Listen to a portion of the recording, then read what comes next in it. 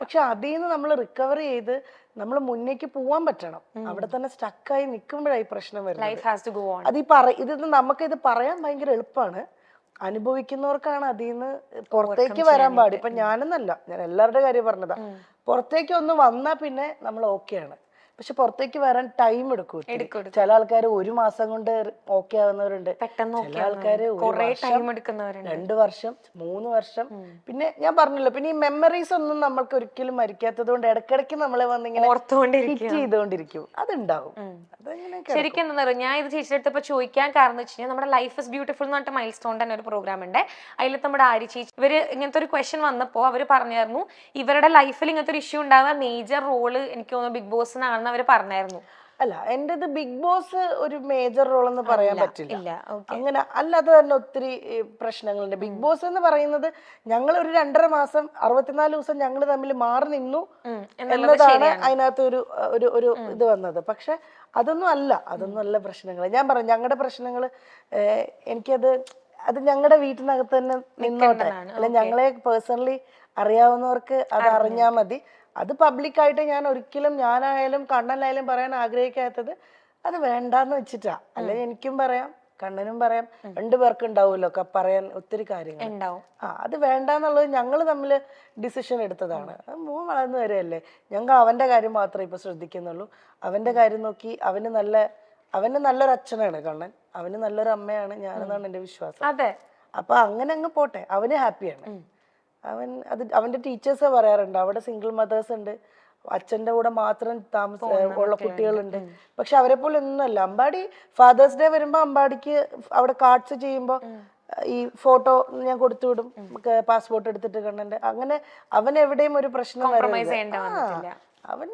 അവൻ ഹാപ്പി ആയിട്ടിരിക്കണം, അത്രേ ഉള്ളൂ. അത് പുള്ളി അങ്ങനെ തന്നെയാ. എന്തായാലും മോനെ വിളിക്കും, പറ്റുന്ന പോലെയൊക്കെ വീഡിയോ കോൾ ചെയ്ത് സംസാരിക്കും.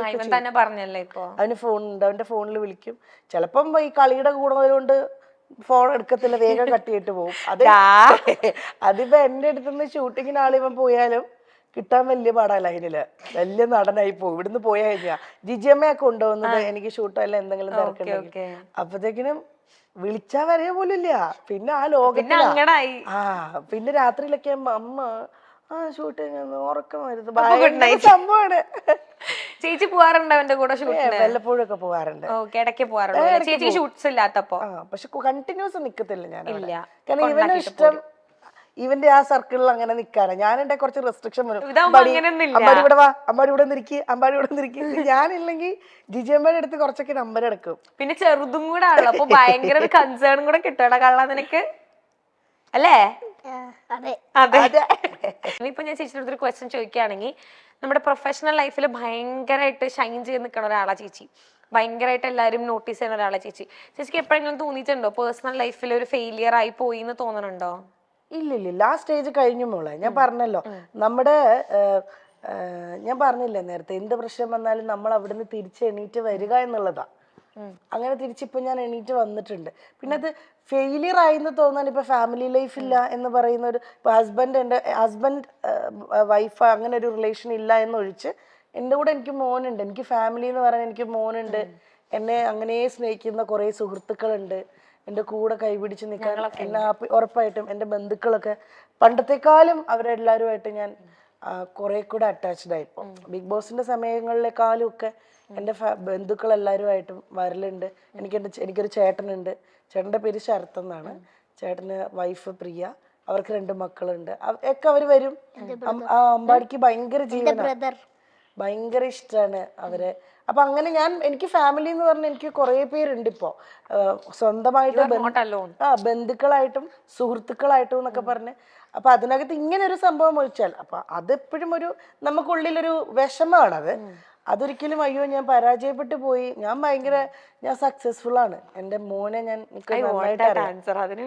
സക്സസ്ഫുൾ ആയിട്ട് തന്നെ ഇരിക്കുന്നത്. എൻ്റെ മോനെ ഞാൻ നന്നായിട്ട് എനിക്ക് നോക്കാൻ പറ്റുന്നുണ്ട്, അവന്റെ കാര്യങ്ങൾ നോക്കാൻ പറ്റുന്നുണ്ട്, അവൻ ഹാപ്പിയാണ്. ആ രീതിയിൽ ഞാൻ 100% സക്സസ്ഫുൾ ആണ്. ഇൻഡസ്ട്രിയിലും വലിയ കുഴപ്പമില്ല. അതിങ്ങനെ ഇങ്ങനെയാണ് പൊയ്ക്കൊണ്ടിരിക്കുന്നത്. കയറി ഇറങ്ങി അത് ഞാൻ പറഞ്ഞ ഒരു ബ്രേക്ക് ത്രൂ കിട്ടുന്നവരെ നമ്മൾ ക്ഷമിക്കുക, വെയിറ്റ് ചെയ്യാന്നേ ഉള്ളൂ. ആ വെയിറ്റ് ചെയ്യണം, ബാക്കിലോട്ട് പോവാതെ, അത്രേ ഉള്ളൂ. എനിക്ക് ശരിക്കും ചേച്ചി പറയുമ്പോൾ ശരിക്കും ഫീൽ ചെയ്യുന്നുണ്ട്. ഇപ്പൊ ഞാൻ ചേച്ചിയുടെ അടുത്ത് ആ ക്വസ്റ്റ്യൻ ചോദിക്കാനുള്ള കാരണം എന്ന് വെച്ചാൽ കുറെ ഇപ്പൊ സൊസൈറ്റിയിലാണെങ്കിലും കുറെ പേരുടെ വിചാരമുണ്ട് ഇപ്പൊ സെപ്പറേറ്റഡ് ആയി എന്ന് പറഞ്ഞു കഴിഞ്ഞാൽ ദാറ്റ് മീൻസ് ഒക്കെ എന്തൊക്കെയോ തീർന്നു പോയി അല്ലെങ്കിൽ ലൈഫിന്റെ എന്താണ് ഫുൾ സ്റ്റോപ്പ് ആയി എന്നൊക്കെ. ബട്ട് ചേച്ചിയുടെ അടുത്ത് ആൻസർ കിട്ടാൻ വേണ്ടിയിട്ടാണ് ഞാൻ ശരിക്കും ചോദിച്ചത്. ഒന്നുമില്ല കേട്ടോ, അത് എനിക്ക് അങ്ങനെയൊക്കെ തോന്നിച്ചൊരു സമയം ഉണ്ടായിരുന്നു. പക്ഷെ അങ്ങനെയുള്ളവർക്ക് വേണ്ടിയിട്ടാണ് അങ്ങനെ ഒരു പക്ഷെ അതൊന്നുമല്ല. ഇപ്പൊ ഈ അമ്പാടി ഉണ്ട്, അമ്പാടിക്ക് ഒത്തിരി കാര്യങ്ങൾ ചെയ്യാനുണ്ട്. എനിക്കിപ്പോ 34 വയസ്സ് കഴിഞ്ഞു, എനിക്ക് ഇനിയും കിടക്കുകയാണ് ഒരുപാട് വർഷങ്ങൾ. നല്ല നല്ല ഒത്തിരി കാര്യങ്ങൾ ചെയ്യാൻ, ഒത്തിരി സിനിമകൾ ചെയ്യാൻ, അല്ലെങ്കിൽ ഒത്തിരി എന്തെങ്കിലുമൊക്കെ ബിസിനസ് കാര്യങ്ങൾ ചെയ്യാൻ ഒക്കെ ഇനിയും കിടക്കുകയാണ്. നമുക്കൊന്നും ആരും എവിടെയും പരാജയപ്പെട്ടു പോകുന്നില്ല. ദൈവം അനുഗ്രഹിച്ച് നമുക്ക് വേറെ അസുഖങ്ങളോ പ്രശ്നങ്ങളോ ഇല്ല. ലൈഫിൽ ഏറ്റവും വലിയ പ്രശ്നം എന്ന് വെച്ച് കഴിഞ്ഞാൽ ഭയങ്കരമായ രോഗങ്ങൾ പിടിപെടുന്നതാണ്.